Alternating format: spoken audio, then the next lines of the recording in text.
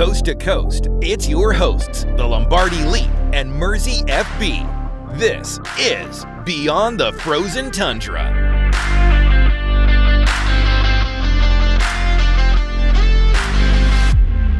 Hello, everybody. Welcome to the show. I'm your host, the Lombardi Leap, here with Mersey FB. Let's talk Packers football. Specifically, we're going into the bye week here. The Packers have a few holes they need to fill.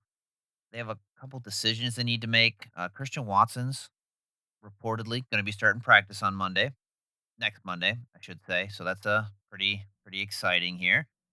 Definitely excited to have Christian Watson and Matthew Golden out there together. You know what I mean? Yeah, I do get what you mean. A lot of speed. I think Christian Watson's addition will totally open up the offense. You won't see defenses crowd the line of scrimmage as much against them. Definitely. Yeah, it'll really open up a lot. And I think he'll pair very well with Matthew Golden there, especially. And then we also had Marshawn Lloyd. Hopefully he can stay healthy. Going back to the running back room, and then our backup center Jacob Monk as well. Who I'm a big fan of Jacob Monk, but he did struggle in the preseason. Yeah, it was definitely a rough preseason for him. And then obviously with Lloyd too, I just hope he can stay healthy because I liked what I've seen. He had some flashes. He had flashes. I think maybe Morgan had a wicked preseason. Hasn't been so good in the regular season. Monk had a horrible preseason and will be like wicked good in the regular season. Who knows? That would be really funny. It would be funny because then you could move Elton Jenkins to right guard, and that literally solves all of your issues there. Yeah. And speaking of issues, the biggest issue that we're going to talk about today is the corner room. Yeah, I think there's quite a few guys out there, or they have quite a few options that they could take a look at, Gonna start with some free agent guys. Yeah, I think definitely we look at the free agent guys. I mean, the two kind of big names that are out there right now are Kendall Fuller and Asante Samuel Jr. Yeah, they're the only ones that are big names that are worth signing right now, I think. You have a couple of other guys who are free agents who are definitely over the hump and are getting too old to be serviceable. Yeah, I have no interest. Yeah, I have no interest in Stephen Gilmore. Yeah. Because we've played him twice, we played him like 3 times in the last 2 years. Because we played him when he was on Dallas, and he got absolutely cooked. Yeah, and then where did he go after Dallas? I can't remember. Minnesota. Oh. Yeah. Yeah, okay. And we tore him up there as well. So, I mean, people are like, "Well, he's a vet presence." I'm like, "Dude, you got the vets in there. You have Nate Hobbs, you have Keyshawn Nixon. I don't need over the hill type of vet in Gilmore. Great player in his prime, but I'm done." There are some other players who have kind of also flamed out of the league who I think could be interesting pickups as well. I'll do a little bit on that in a bit, but we'll start with free agents and then go into some practice squad guys and then some trade targets. Does that sound good? Yeah, definitely. I mean, the first guy who I think is kind of in the borderline Gilmore category, I'd say Kendall Fuller. Yeah, he's definitely on the older side. Yeah, I think he's like what? He's 30. Yeah, he turns 32 and 31 in February. So he's definitely over that cornerback curve, the downward trend. I mean, he had a good year last year with Miami. So it's not like he played poor at all. But it was also Miami Dolphins. Yeah, and they didn't bring him back, which is an interesting point.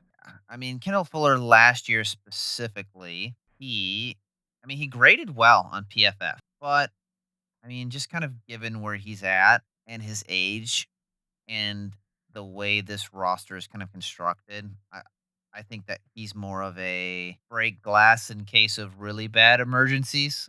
If things continue to go sideways, I would say you pull the trigger on Kendall Fuller. Another free agent is Asante Samuel Jr. Last episode, I just kind of brought up, I said they only talked to him twice. I was actually wrong. Okay. They actually have talked to him. They've had 3 conversations with him since his injury. So they had a conversation with him back in April, I think it was. And then they've had 2 more recently with him. Definitely checking in on him, which makes sense given his connection to one of our coaches. And I think he would be a good boundary corner. A little bit on the smaller side, which is fine, but you just want to make sure that that neck injury is okay so he can tackle. But other than that, I think that he had some struggles in coverage at times, but I think if you get him in with a real technician like Jeff Halfley and Downer, that you can really fix that, and then he could be a really great corner. I'm almost tempted to sign him like today, get him in the building for a bit, learn the scheme, learn like kind of some like nuances more of the position, and then get him back into ramp up and everything. Like kind of make a commitment to him. Yeah, I can see where I can definitely see where you're coming from there. He's a former second round pick, He's a Yeah. former second round pick. 2021. He is only 20. He's only 25. So I mean, you're talking out of the free agents that are out there, he is the youngest. He wasn't. I mean, like he wasn't horrible in last year. I mean, he was just slightly below average in coverage. Yeah, I think he was playing hurt for most of the season, and he fell out of favor with Harbaugh and Harbaugh's defensive system, or Minter's defensive system, should I say? So Yeah, Minter Harbaugh. Mhm. You know, I do think that like if you're gonna take a chance on a guy specifically, and if you want to sign a free agent, I definitely think this is the guy that you go for, and I would like to get him sooner rather than later. I know that in about a coming up here pretty soon, he has a CT scan, and Mhm. that's just to make sure everything's good. I my biggest worry is going to be this is kind of an arms race kind of a deal Yeah, with him because there are multiple teams out there that do need cornerbacks. I mean, DJ Reed just went down for the Lions. is he down for a The while, Eagles, or is he? DJ Reed, I know I can't remember if he got carted off. He did get carted off. I just can't. I don't know the full extent of his injury. It's not season ending. Okay. That is what Campbell said. Okay. And it looks like he could go on injured reserve. So it looks like he couldn't miss anywhere from 2 to 4 games minimum. That's the way it sounds. Mm-hmm. So there is definitely a potential for a bidding war option, but it's a matter of I think this is where the Derek Ainsley connection, who was the passing game coordinator for the Chargers during some of Fonte Samuel's best years there. He is he's in our secondary room here as well. Halfley brought him with. So I think that's where we could have a leg up on teams like the Detroit Lions and the Eagles. Mm-hmm. I know that the Eagles seem to lack corner two on their team. I think they have it on their team. They just don't play him or play the corner two capable players. In terms of other free agents here, these guys aren't on our list, but I want to throw out some names that have kind of had their struggles in the league, but could be a good like redemption story, and just kind of say like yes or no, or maybe based off these. All right, Greedy Williams. He played in the UFL for a little bit, Mhm. right? And then Cam Dantzler was the other one I was thinking of. Greedy's only He's like 27. 20, yeah. He was a high pick in 2020. He's a former second round pick. My Mhm. issue is like with Greedy, he hasn't he played professional football for the I should say he played. I don't even know what do you consider the UFL like semi pro? Like They're getting I don't really paid. know what you can. I mean, he does. I mean, he's 6'2", 185. So I know that you and I both tend to like our Our taller corners. taller, lankier corners. Mhm. I'm just not 100% sure that that is somebody who the Packers want to bring in right now, given what they have on even like the practice squad and such, you know. Mhm. So, yeah, for Greedy, I'd have to say no. And who's your other guy? Cam Dantzler. Maybe he's more of a maybe, Mhm. just because he has less of a gap. I mean, but he's been all over the place. Like So he played in the UFL last year. he played in the UFL. I mean, he went to the Canadian Football League with the Brahmins as well in 2024. Did not know he played Yeah. in the CFL. As a Canadian, Yeah, it was I feel a like I should know that one. And I do practice not. squad. Yeah, Okay. Practice squad in the CFL? Yikes. and then he was. I mean, actually, you know what? No, I'm gonna have to pass on Cam Dantzler, and the reason is because he was on the Miami Dolphins practice squad, and he didn't even make that. Okay. So that's if you can't make the Miami Dolphins practice squad as a corner, given their sorry state, Yeah. I'm sorry, it might be over. Mhm. I mean, I like their sizes though. You know, They are like, I bigger do think they have corners. a good size. but I'm not 100% sold on the fact that that's what they're looking for. That's true. You want to move on to some practice squad dudes? You can take the lead on that one. Yeah, let's look at some practice squad dudes. One of the guys that I like, and we're diving deep into enemy territory here. Tyreek Thunderbunk. What a last name! All name team. To me that screams like diamond in the rough. Yeah. You pick this guy up. I think he could be a really good corner, kind of a deal. I watched his tape just because of that last name, hmm and I liked what I saw. I don't think he's a guy that's gonna necessarily be able to like come in and maybe impact right away. And he is a little bit on the smaller side, because he's only 5'10", weighs around 186.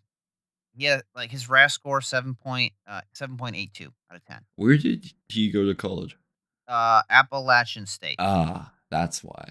I was like, Yeah. this is a new name to me, and I was like, it's weird that he's 2024 UDFA, and I don't know where he went to college. In my opinion, that the RAS score doesn't really reflect his actual athleticism, which happens. He's one of those guys where on tape he looks more athletic than what the RAS score shows. Right. Because he's a former track star, and that does show in his 40 time. I mean, he ran a 4.4 40-yard dash. Okay. Yeah, his speed is elite. So that's really good. He was very good at tracking the ball. Excellent ball hawking skills. But like I said, the cons are he's on a Vikings practice squad. So that is a con. And then like he gets positioning errors because his technique's a little bit unrefined. Okay. I do think if he's one of those guys, if you bring him in and if you replaced Kamal Hayden with him, I do believe like within a couple of weeks, like even going into like next year specifically, he's just one of those guys where you'd be like, whoa, where did you find this guy? Kind of a thing. Because of the kind of coach Hafley is in that CB room. I mean, you look at what he did with Nixon. Like I know we rag on Nixon all the time, but to get what you can out of Nixon here is impressive. Tyler Thunderbunk's probably the first like real like okay, I think this guy could have a big impact there. And then just kind of I'll kind of breeze through a couple other guys. I don't know if you had a chance to take a look at him either. I've looked at a few. Kobe Bryant. He's really light. Yeah. Really light. And I don't think Kobe Bryant, even at the combine, measured in to how tall that Kansas had him listed as. So. Yeah. Didn't they say he was like 6'2" or something like that? Like 6'2" or 6'1", and I think he measured in at 5'10". Okay. Because like what I found was he measured in at 6 foot. Oh, okay. I do remember there being like a disparity because like his height was one of like the qualities that you were like, oh, well, he's tall, but like, yeah, he's light. Also, I know Kobe Bryant, dog mentality. Like he has the corner mentality, which is a plus. Yeah. I mean, he's smart. He's very like he is quick, but like you said, he's very light. He doesn't really have that NFL strength. But the Packers did meet with him at the Shrine Bowl. I thought his college teammate was better than him. I just don't know where he ended up. Yeah, Mello Dotson. I think Mello not on anybody's practice squad. I'm actually kind of surprised at that. He came in at 6'1", 192. Yeah, I mean he was with Las Vegas, got cut, and then I thought he ended up at Carolina at one point. He was, but I think they replaced him with Kevin King. Oh. Not Kevin King, sorry, Kalen King. Kalen King. Getting replaced by Kevin King in the Big 25. In the Big 25 is whoops. Yeah, not Kevin King, Kalen King, who is our former nickel cornerback. Yeah, he definitely has the dog mentality. And then another kind of guy, Corey Black. He's on the Jets practice squad right now, but his RAS score, like his overall athleticism, I just really wasn't impressed with it. So that's kind of like my issue with his RAS score was that he got an 8.41, but the biggest areas of concern for me were he had a really bad shuttle. Oh yeah, and a really bad broad jump. Of recent though, I've kind of like.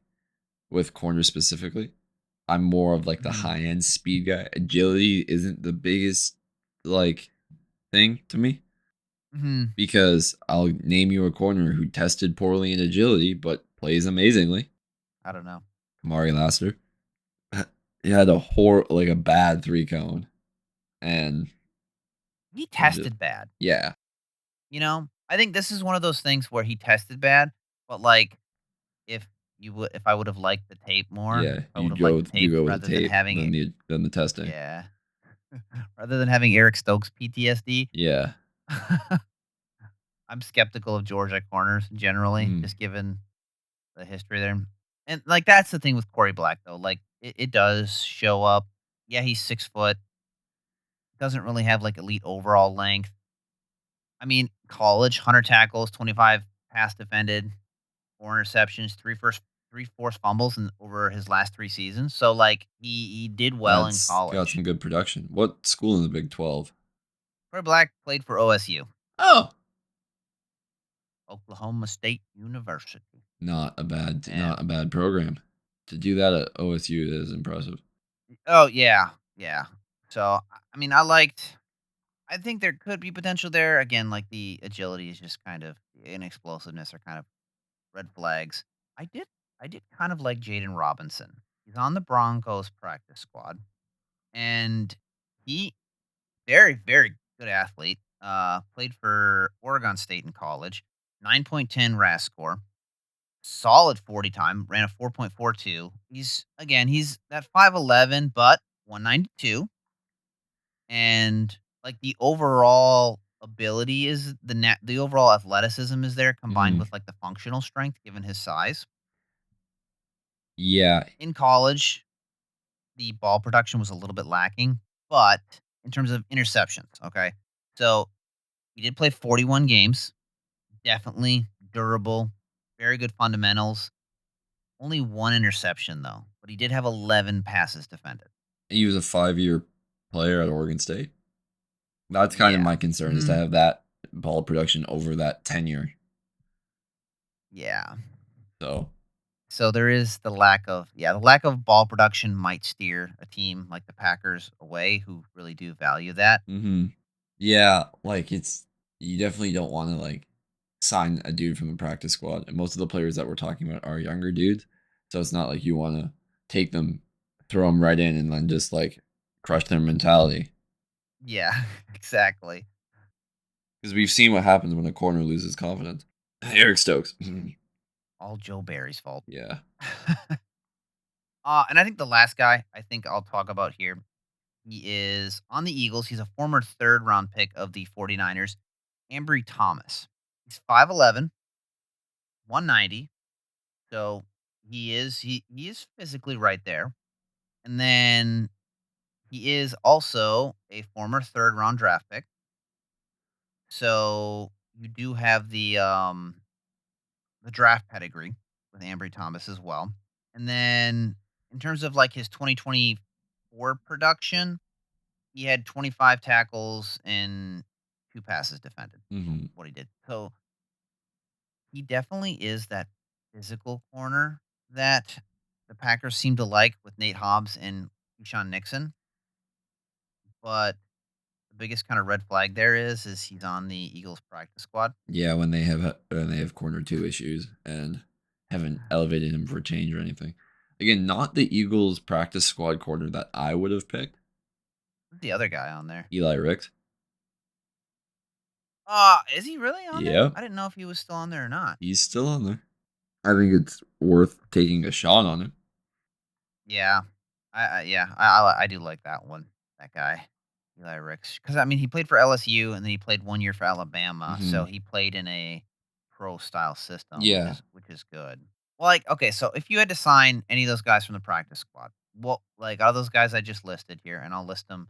I'll list them again. It would be so you have the options of Jaden Robinson, Ambry Thomas, Kobe Bryant, Corey Black, Eli Risk, and Tyler Funderbunk. If the Packers were like, hey, we want to just go practice squad, who's the guy and why?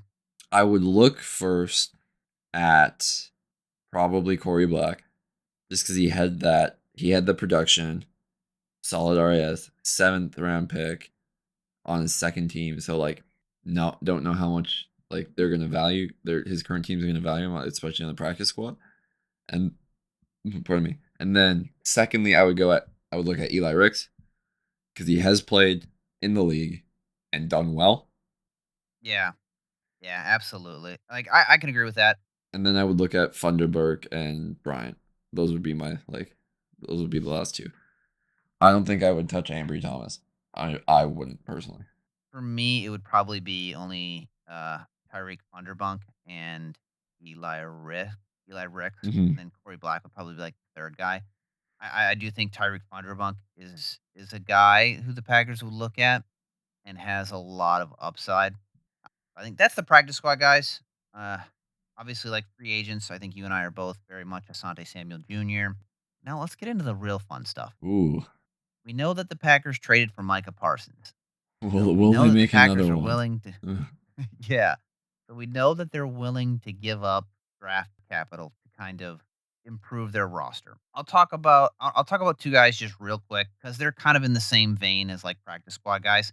And that's one of them is Monteric Brown. He has limited defensive snaps. He's a special teams contributor. He plays for the Jags. We do have that connection with the Jags defensive coordinator.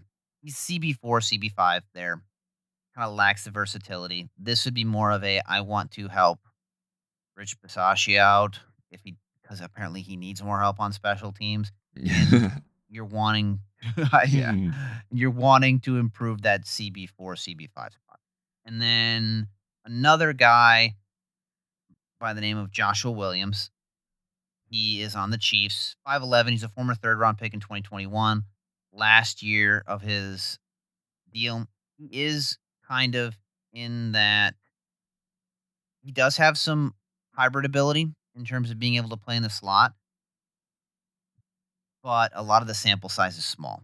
And the Chiefs did spend some coverage, did spend some draft capital in updating that position. That's why he got bumped down. So those are very much those two guys are kind of like, is it really going to move the needle that much, or is it not really? And it's more of it's going to help the back end in case somebody goes down. You know, Could I talk about another possible trade target? go for it. I would like to talk about Tariq Woolen. Yeah, Highly an athletic interesting corner who has kind of fallen out of favor again in Seattle.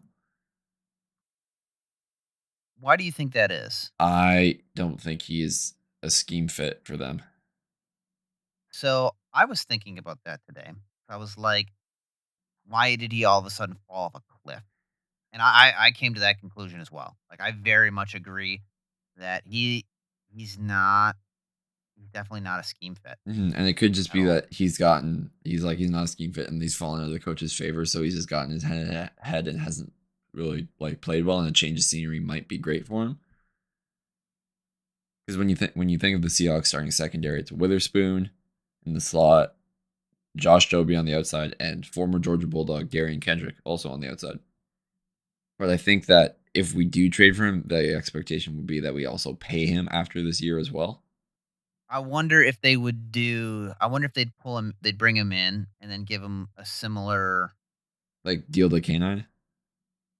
Yeah. Yeah. Hmm. But with more incentives, you know, like that's what I would do because like Jeff Halfley does kind of run a similar system to The Carroll's cover Pete 3. Carroll. Yeah. Yeah. And that's where he was very, very successful at. Early on in his career too. Yeah, his first 2 seasons because he had Pete Carroll for 2 seasons, and then Mike McDonald last year, and you saw the production dip, and then this year it's fallen off the face of a cliff Yeah. in terms of his coverage. His run defense is pretty good, but everything else, I think maybe kinda rough. if I mean, we trade for Rick Woolen, it would have to be 5th round pick and a player, like a low pick and a player. So maybe you're moving Haddon in that one. wasn't he a 5th round pick to begin with? Oh, true. We came like not 5th, like a 7th and a player. Yeah, I think you'd probably sending him. You would be sending them Hayden or Kamal Haddon and a 7th. And it may even be a conditional 7th. 'Cause Yeah. at this point, I think it's kind of a salary dump Mm-hmm. as well, kind of going in there. I mean, because the expectation is obviously he's going to want a longer term deal. Yes. Unless like maybe I should say maybe he won't. Maybe he doesn't want a longer term deal because he wants to prove himself. I would say prove So that way, yourself, and then we'll give you the deal. and then we'll give you a deal. Yeah, I think I can Mhm. agree with that. That'd probably be better. So yeah, I mean a seventh and maybe Hayden. Like Do I think you? at most you give up a sixth. Yeah, I'd say more a conditional pick, and Hmm. and Haddon. Do you want to talk about your favorite corner trade target? Yes, I do. I do want to talk about my favorite CB trade target for a variety of reasons, and that's the wonderful Greg Newsome the second for the Browns. I was very skeptical on Greg Newsome at first. Specifically, like last year, I was like, I don't know, because there was rumors last year he was going to get traded, and I was like, I don't want another slot only player, you know. That's fair. But he decided to prove me wrong, which I'm grateful for Because because he is they now had him in the playing slot outside. a little bit because they had Emerson, who they couldn't keep off the field. Yeah, Emerson. And unfortunately, like Emerson got hurt and they bumped Greg Newsome to the outside. And he's played really, really well outside. And they have a great defensive line too. So it does help. Imagine him That with our does help. defensive line. Exactly. That exactly is it. I like Greg Newsome for a couple of reasons. He's still within that height limit. He's around 5'11", just above it. He's 195. He's got that. He's got the draft pedigree. I ragged on his 2024 a little bit, but he still had 40 tackles, 8 passes defended, and 2 interceptions, despite a down year for him. Mm-hmm. He Gonna have to very change his number much. if he gets traded to us, though. That's fine. Hey man, he'll be happy to win. Yeah. Being stuck on the Browns does stuff to you, man.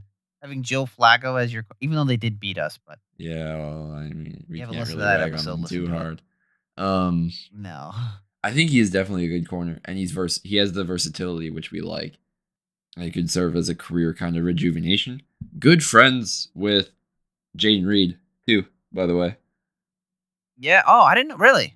Is he really? Yes. I did not know that. So there's that connection there. I also think that you could bring him in and you could extend him for a deal similar to like Nixon or Hobbs. Yeah. I also don't think out of all of the corners that we've talked about so far, I think he would be the most right. Like it wouldn't be that much of an adjustment scheme wise for him. No, he could definitely come right in and immediately contribute. Like heavily contribute. And one of the cons though I would say is he is on that 5th year contract. So the Browns would Expensive this really year. have to eat. Yeah. Yeah. The Browns would have to eat some of that cap. And that may raise the price. But the Browns are a bad football team all around. They have a lot going on in terms of salary cap next year as well. Like they have to do something. So Greg Newsome is not going to be back with the Browns. And I do think this is another cornerback too as well where that could get into a bit of an arms race Yeah. between us and the Eagles specifically. I mean, he's a former first. What would you kind of give up for him? Like what are you kind of thinking? I give a future third. I was going to say, yeah. Maybe a third this year. Highest this year I go would be a fourth, and then a future third. Because like the issue with it is like, hey Cleveland, you have to say, hey, would you eat some of the cap? And so that's why I'm thinking it might escalate to a third. Could we afford him this year? Like I thought we could have. We can't, or we could afford 100% of his salary this year, right? I mean, based on it depends on when you get him. You know, it's fully guaranteed, Ooh. and Yeah, we have he's a $13 million cap hit, so they would have to eat a little bit of cap. And I know that we're how many games in now? I mean, when 4. we'd get him, it'd Sorry. be so 4 or 5. So technically, you divide it over the weeks and stuff. Yeah, I do think it's doable. He does have the RAS score, but I think the Packers would be like, hey, if we give you like a third, would you eat some of his cap for the rest of this year? And I'd imagine they'd be willing to do that because Cleveland needs all the ammo they can get to get 100%. younger and cheaper.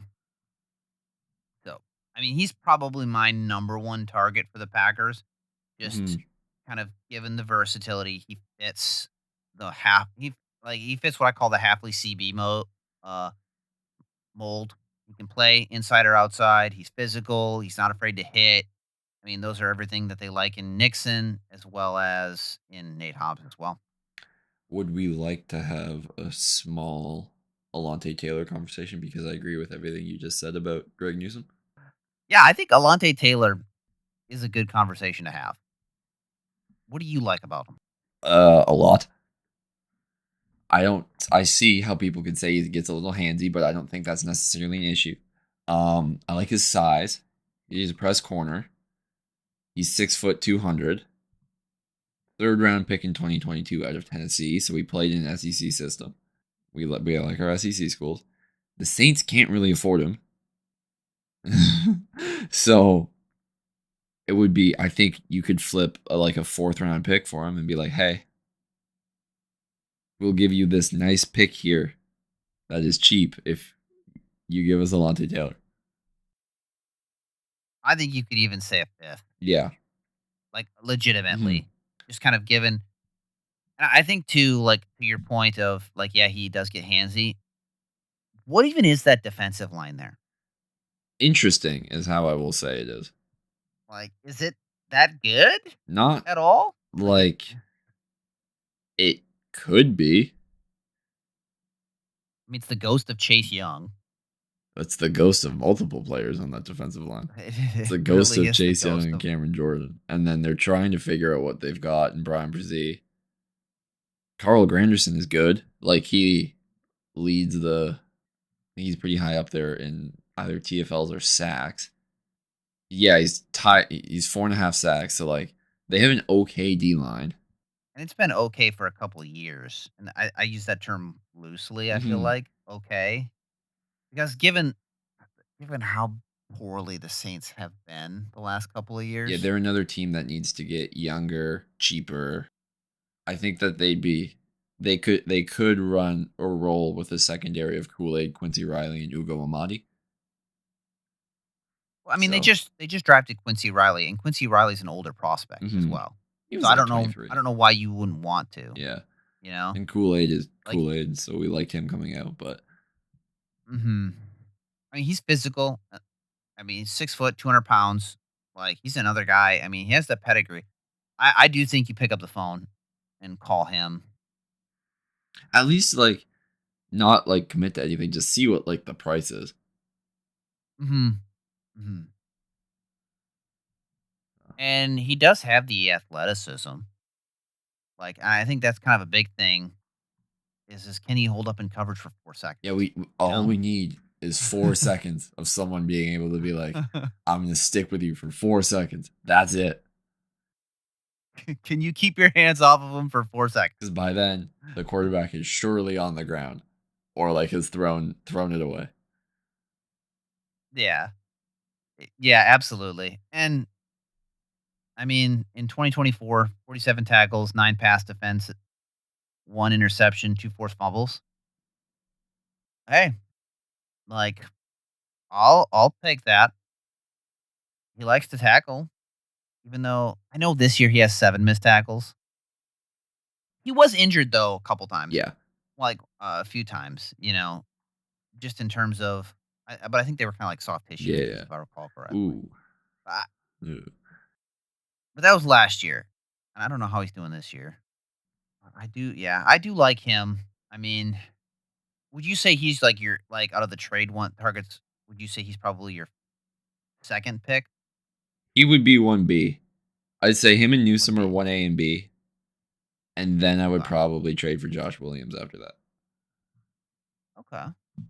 So Or like Wolin's Cordell like Flott what? too. We didn't really talk about him, but he's pretty much the same conversation as like Alante. Yeah, yeah. So Flott is kind of the only thing with Flott is he is a little lighter, but he does. I think Flott has better pass coverage production. The Giants. yeah, but he's a little lighter. So Giants also have a really good defensive line out of everything that they do have. You know, so it does kind of make you wonder. Do like if for a Flott, like would I have to get? I'd probably have to give up a fourth for him. I'm assuming, probably just there'd be some given inflation there. yeah, just given his production and how well he's been playing. Whereas with like Alontae Taylor, I think you can get away with a fifth because of where the Saints are at on every side of the ball and as an organization. So they're Yeah, easy to take advantage of in that regard. So if I had to like choose between Flott and Alontae Taylor, like I probably would I would go with Alontae Taylor over him. I would too. And then one more I think is kind of underrated. Riley Moss. Yeah, I see it, but I wouldn't trade for him. Like I like him because he is athletic. He does fit that. He himself says he can play. He's versatile. He obviously isn't the number one corner because they have He has Pat two. Surtain. Mm-hmm. Yeah.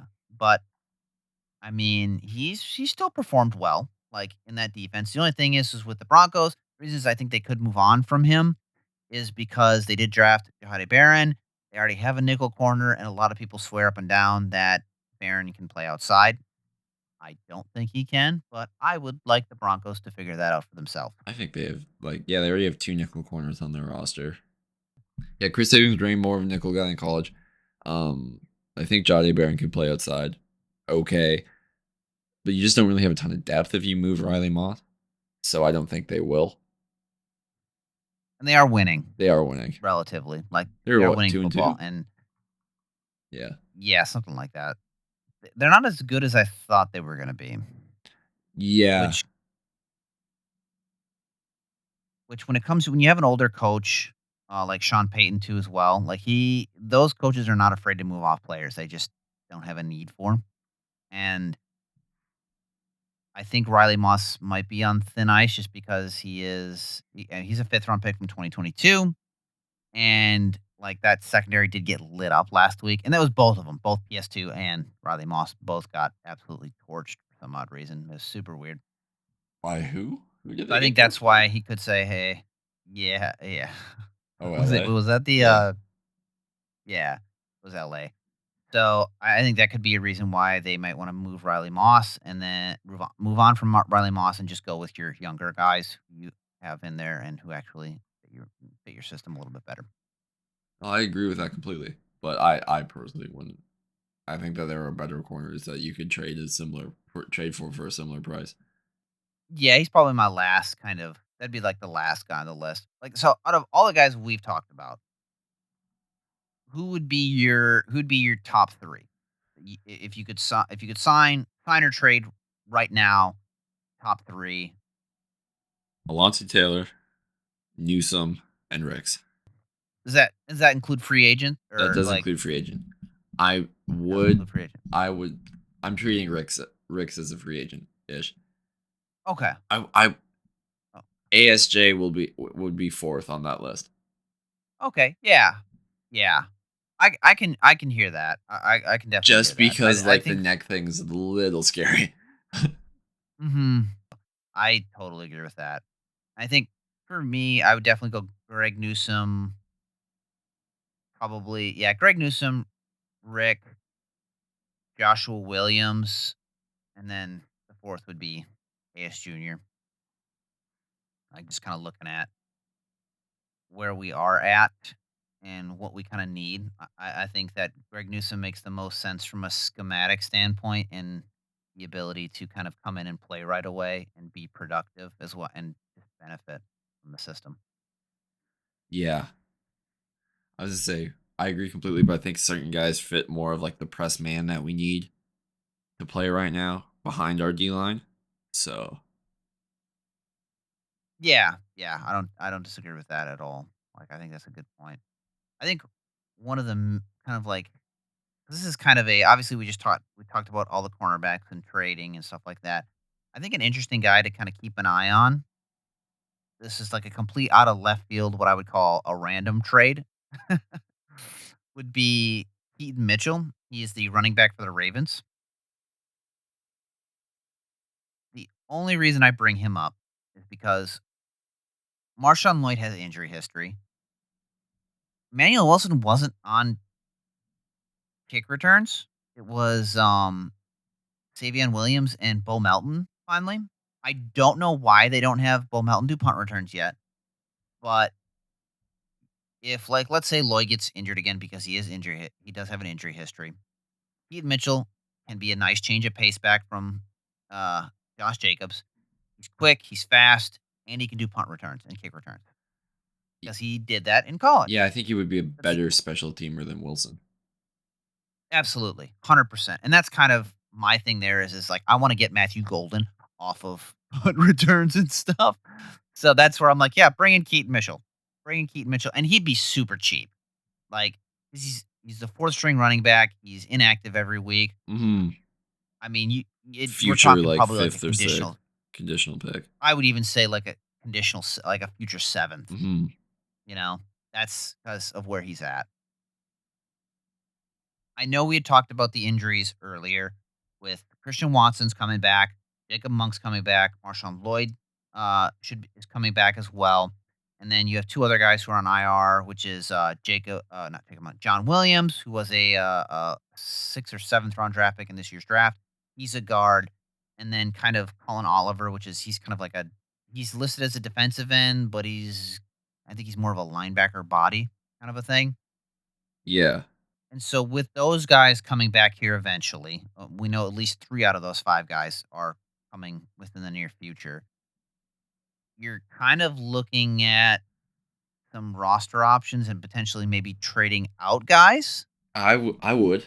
And the guys I kind of see potentially trading out here would be I'll save the most controversial for last. Yeah, I'll just let you take that one. So if anyone gets all the heat for this one, it's going to be you and not me.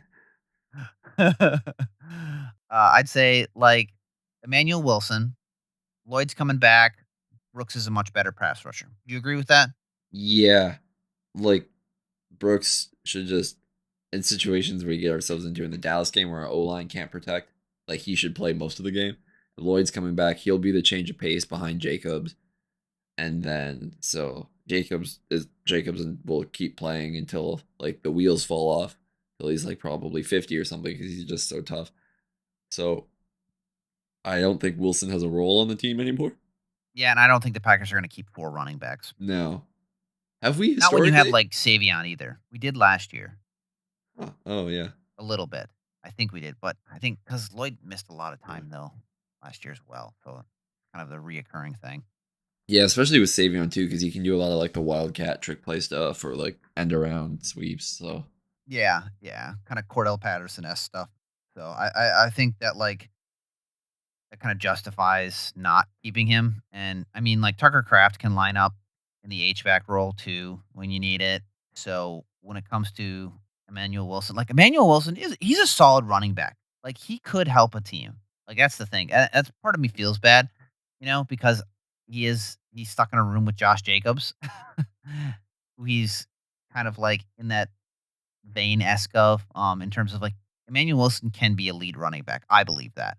And I think he's shown that he can, but it's such a crowded room that he's being covered up by different styles of talent. yeah, that's true. And then the other guy I would say is Sean Ryan.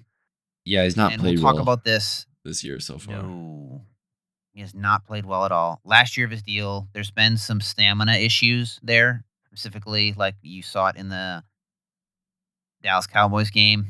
And I know that it was mentioned on X quite a few times about people saying like, yeah, he looked pretty gassed while he was playing. Yeah, that's never And a good the sign, Packers, eh? no, it's not. And like we all know this, the Packers need to upgrade their interior offensive line. So if you're gonna trade out somebody to get better there, I think Sean Ryan is that option. And we'll talk more about the trenches, trading and trades and prospects for the trenches there in our next episode. But I think if you're gonna trade somebody out, Sean Ryan's a guy as well. And then two guys along the defensive line that I think the Packers could get rid of because you have Colin Oliver potentially coming back and needing to potentially upgrade as well. I would say the first guy is trading out JJ Enigbare. I mean, he's shown, He's shown improvement, which is good. Like you can sell high. yeah, but that's a crowded defensive end room, Mhm. especially if Colin Oliver comes back. I mean, I know we lost Brenton Cox Jr. for the year. I'm pretty sure he's out for the No, I don't year. think so. I think he You don't could think come so? I think, back. or is it only 4 weeks? I think it's only 4 weeks. Okay. So yeah, that's even more justification because I like Brenton Cox Jr. more than I like him. I Mhm. like Baron Sorrell a lot more than I like JJ Enigbare. And the only reason Colin Oliver fell to the fifth is because he was injured. Like he had a foot injury. Yeah. So he missed like all three of those guys, I believe, are better than JJ Enigbare. And JJ Enigbare is in the last year of his deal, and he's historically been a better run defender than Mhm. he has been a pass rusher. So I think that if you're going to trade him out, if you're going to trade a guy out of the defensive line, like Maybe him. I would, no questions about it. And then my favorite player on the defensive line, Colby Wooden.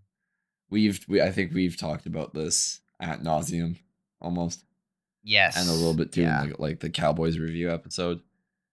So Mhm. we simply put just don't think he can play the role that they need him to play, and so that they should move on from him. Yeah, I mean, he struggled in his role as that nose tackle opposite of Devontae Wyatt.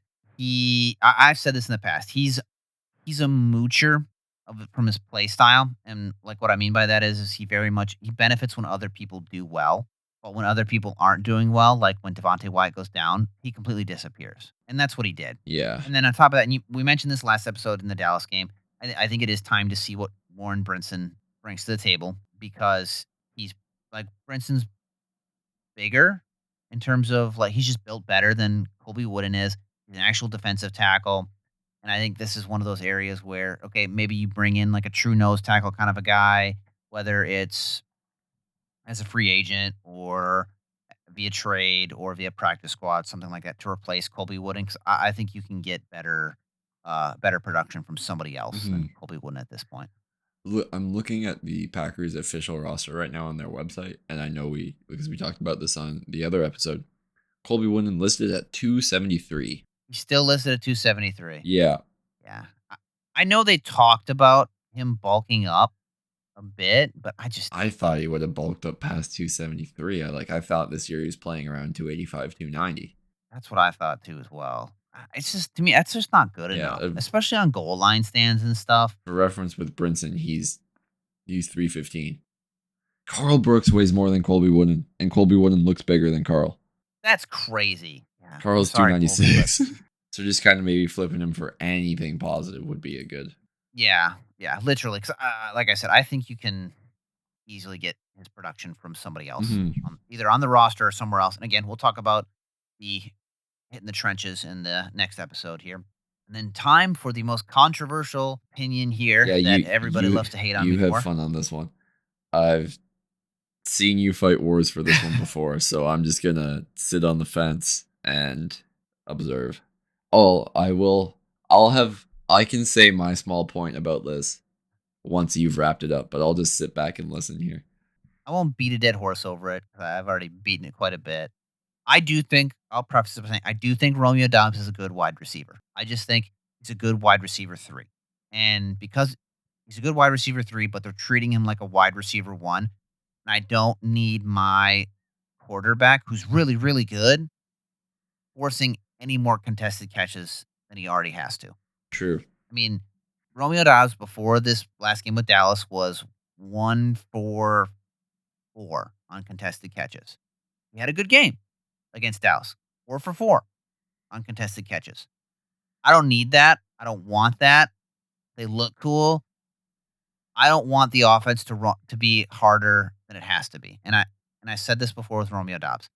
He's a good wide receiver 3, but with Christian Watson coming back, and you extended him by another year, basically effectively did a 5th-year option. Romeo Dobbs is on the final year of his contract. Per Ken Ingalls, Romeo Dobbs' agent approached the Packers this offseason just after the draft and with a deal for around $14.5 million per year. I think it was like a 3-year deal. And the Packers said, no, thank you. I'd say no thank you to that too. That's a crazy number for Romeo. I mean, Tutu Atwell got, Tutu Atwell for the Rams got 10. And then wide receiver contracts are like super inflated and everything. But Christian Watson got 13.5 because he is an insane athlete and has incredible upside still as a wide receiver. Romeo would be like lucky if he gets like 12. 14.5 is crazy business. My only counter argument to that right now would be, again, this is people who look at it from a distance. They look at Romeo Dobbs from a distance, and I probably should dedicate an entire episode to this. Yeah, or like rose-colored glasses where they only see the positive. I'd say, to be fair, he is one of the best wide receivers from that draft class. Yeah. You can make a solid argument that Garrett Wilson and Chris Olave are also better wide receivers. Yeah. This is Jameson Williams draft class too.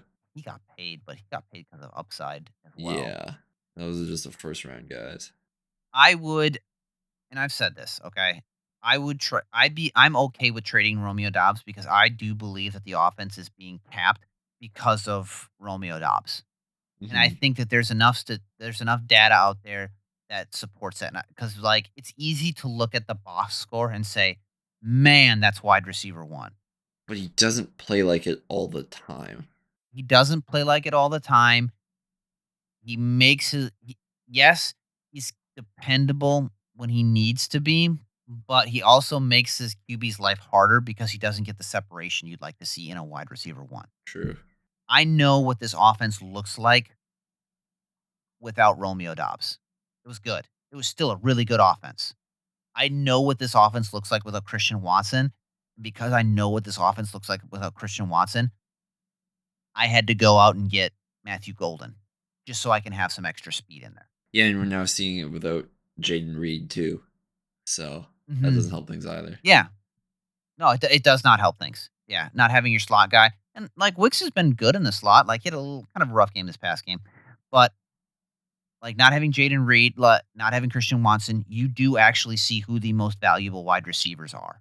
And so with Watson coming back, I think that addition by subtraction here with Romeo Dobbs is still the way to go, regardless of how dependable you believe he is. Because while he is somewhat dependable, the efficiency there is leaving big plays on the field, which is in turn capping the offense. And you saw that in the Dallas game. You know what I mean? Yes. When you have a wide receiver like George Pickens that can make big, explosive plays, it helps so much. Or the offense has these packages that are specifically designed for like Romeo Dobbs, and Jordan Love trusts Romeo Dobbs. We're not getting you're not getting these consistent explosive plays. But when you do get an actual, like what I would consider like an explosive play, it's coming from a guy like Matthew Golden on 4th down. On that play he stole from Wicks as well. Like those are the big explosive plays. I mean, Romeo Dobbs' last game still only had 58 yards. You know? Yeah, he had 3 touchdowns, but how much of it was offset by the 58 yards in the eyes of the coaches to where you can be like, okay, maybe we should start playing so and so more. And I do think that Brian Gutekunst knows the value, and Brian Gutekunst was the one who cut Jordy Nelson. Yeah, so he's not afraid to make a move like that. No, he's not. He's not at all afraid to make a move like that. And I think this is one of those scenarios too where Brian Gutekunst looks at this and says, I spent a first-round wide receiver, the first one in however many years. 22, 24? Like it was a while. It definitely was a while. And you're spending it on Romeo Dobbs. Like, no, The film shows what Golden is, good at separating. Matthew Golden is a really good wide receiver, and in order to get that chemistry going, it's time to addition by subtraction here. Mm-hmm. And if they're going to trade a wide receiver, it's not going to be Jaden Reed. It's not going to be Dontavian Wicks. It's Definitely not going to be Watson. Matthew Golden. It's definitely not Watson. Unless someone offers a king's ransom for Watson. Yeah, exactly. So the odd guy out who's producing, who you could actually maybe sell high, kind of a deal, is Romeo Doubs. And I think that like that safety blanket could be replaced by Watson or Golden. So It should be by Golden. Like Yeah. realistically. That's the kind of player Matthew Golden is. Matthew Golden is a quarterback's best friend, but with way more speed. And I know that a lot of people that I've talked with who like Romeo Doubs do agree with this, that Matthew Golden can be our most complete wide receiver out there. And if you want to see this offense go to the next level, it's gonna have to be without Dobbs. it's going to have to be without Doubs. Yeah, that's my Romeo Doubs soapbox for the day. I think obviously like the big thing is going to be here's addressing the cornerback room. Whether or not they trade any of those 5 players, it's gonna be remain to be seen. I mean, if I have to guess, like I would say that Emmanuel Wilson and JJ Enikbari are probably 2 guys that are most likely to be traded, followed by Sean Ryan and Wooden. And I still Definitely. give and then Romeo Doubs is probably like the least likely I'd say to get traded. I probably say it's Ryan, Enigbari, Wilson, or Ryan Enigbari, Wilson are the top 3, and then you've got Wooden and Dobbs who are close behind those guys. And I think that if all 5 of those guys go, then you would get a better team. Absolutely, yeah. And specifically with Sean Ryan and JJ Enikbari. Next episode, we'll take a look at the trenches. I'm kind of excited to kind of look at some of the options out there. Just figuring out how we can upgrade this offensive line and protect Jordan Love, That is all, folks. Thanks for tuning in. Until next time.